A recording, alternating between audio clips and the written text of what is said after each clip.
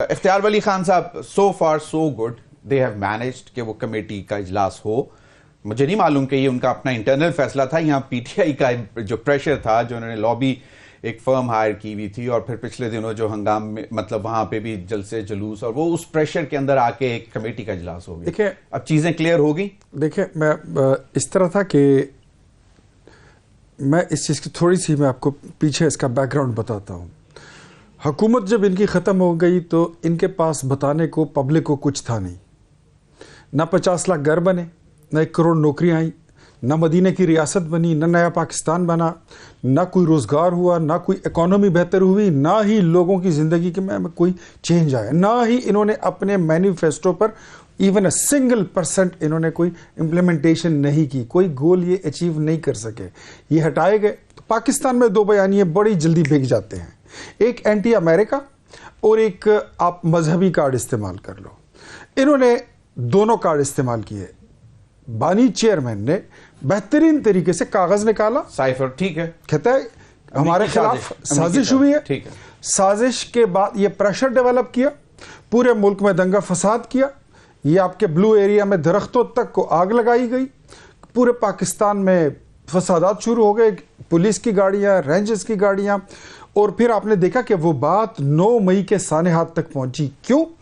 आवाज़ लगी कि हमें अमेरिका की ग़ुलामी में झोंका जा रहा है और हमें अमेरिकी ग़ुलामी नामंजूर है, और उसके साथ लिंक कर दिया किस चीज़ को कि हम अमेरिकी ग़ुलामी तस्लीम नहीं करते, लेकिन पाकिस्तान की सारी पॉलिटिकल पार्टीज़ हमारे सामने खड़ी हैं और ये अमेरिका के साथ मिले हुए हैं। ये इनका प्रेशर था, ये इनका मुतालिबा था, इनके चेयरमैन का, इनकी पूरी पार्टी का। पूरे मुल्क में जो इन्होंने आवाज़ हर चौक में उठाई वो यही थी कि अमेरिकी कांग्रेस, उसकी ज़ेली कमेटी का इजलास बुलाया जाए और उसमें इस चीज़ों की सफाई की जाए। आज डोनाल्ड लू की स्टेटमेंट दैट वाज, मैं एक बात आपको बता दूं, कौम जान ले कि अमेरिकी कांग्रेस की ज़ेली सब कमेटी में वहाँ पर जो भी बयान होता है, जो बात होती है, दैट इज़ अंडर ओथ, ठीक है। और उनका ओथ इस तरह नहीं होता जिस तरह इनके ओथ होते हैं। वो कोई वो 2 नंबर और 25 नंबर के ओथ नहीं होते हैं, वो झूठ पर नहीं बोलते हैं।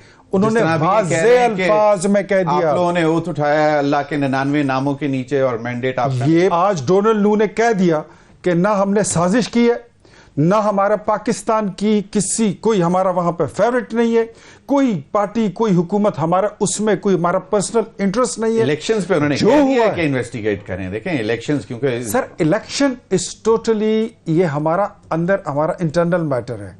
और जब 2018 की मैं बात करूं, बिल्कुल सही है, मैं 2018 की बात करूं, correct me if I am wrong, ये जो आज ज़ेली कमेटी का इजलास था, ये बेसिकली इलेक्शंस की बेस के ऊपर बुलाया गया था, नताइज के ऊपर, और उसके अंदर साइफर का जिक्र आया। Actually this was the scenario. मैंने कहा मैं आपको नहीं, मैं 1 मिनट, जो इलेक्शंस है ना 2018 में पाकिस्तान में हुए थे, मैं आपके शो में बैठा हुआ था, इनकी जगह कोई और दोस्त बैठा हुआ था पीटीआई का, वो क्या कहते थे कि आप जाएं ट्रिब्यूनल्स में, आप जाएं हाई कोर्ट्स में, सुप्रीम कोर्ट में, इलेक्शन कमीशन में पिटीशन दायर करें।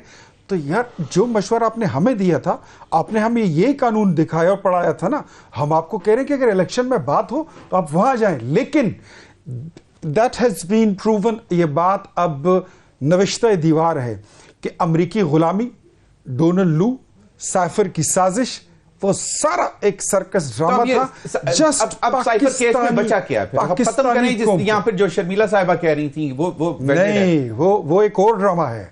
साइफर का सच्चा झूठा होना ये आज अमेरिका में वहां पे कांग्रेस की कमेटी में, सब कमेटी में डिसाइड हो गया। यहां पर जो मैटर चल रहा है कोर्ट में वो ये है कि इस साइफर की एक कॉपी फॉरेन ऑफिस में है, दूसरी कॉपी इसकी पीएम हाउस में थी, which was been forged, which was been उसमें टेम्परिंग की गई है। और जो मुझे नहीं मालूम, मैं वजीर आजम के, but I know one thing, वजीर आजम के कोडिंग होती है बाकायदा, एक वजीर आजम 2 लेवल पर मुझे बताइए, होती है। आजम खान की साइफर की आजम खान की स्टेटमेंट आपने पढ़ी थी? जी बिल्कुल। क्या कहा था उन्होंने? यही कहा था ना कि उसमें टेम्परिंग की गई थी, और हमने फिर प्राइम मिनिस्टर के कहने पे की थी। ये टेम्परिंग नहीं की गई थी, उन्होंने कहा था, उसमें जो ऑडियो भी थी और उसके बाद जो स्टेटमेंट भी आई, उन्होंने कहा कि इसको यूज किया जाए फॉर पॉलिटिकल गेन्स। ये आजम खान की स्टेटमेंट कि हम इसको वील प्ले विद इट। नहीं, आप अगर दोबारा उठाएं तो उसमें लफ्ज टेम्परिंग का भी शामिल है। चलें। टेम्परिंग का मतलब यह है कि उसके कंटेंट्स को छेड़ा गया है, इसीलिए उसको गुम कर दिया है। आपकी जेब में था, लेकिन तो आपका मतलब है कि अभी साइफर पे जान नहीं छूट रही साबिक चेयरमैन? मैं नहीं कह रहा हूं, ये पाकिस्तान का कानून कहेगा, ये उसने तय करना है, पाकिस्तान की अदलियत तय करेगी। आगे बढ़ते हैं ना। अब एक चीज क्लियर हो गई, आगे बढ़ते हैं, क्लियर चीज आगे बढ़ते हैं। तो आगे बढ़ने का तरीका यह है कि ये लोग माफी मांगे कि इन्होंने अमेरिकी गुलामी का झूठा नारा लगा के लोगों के जज्बात के साथ खिलवाड़ किया, पाकिस्तानी कौम के साथ धोखा किया। माफी मांगेंगे तो उसके बाद आएंगे, बात करेंगे, फिर आगे चले।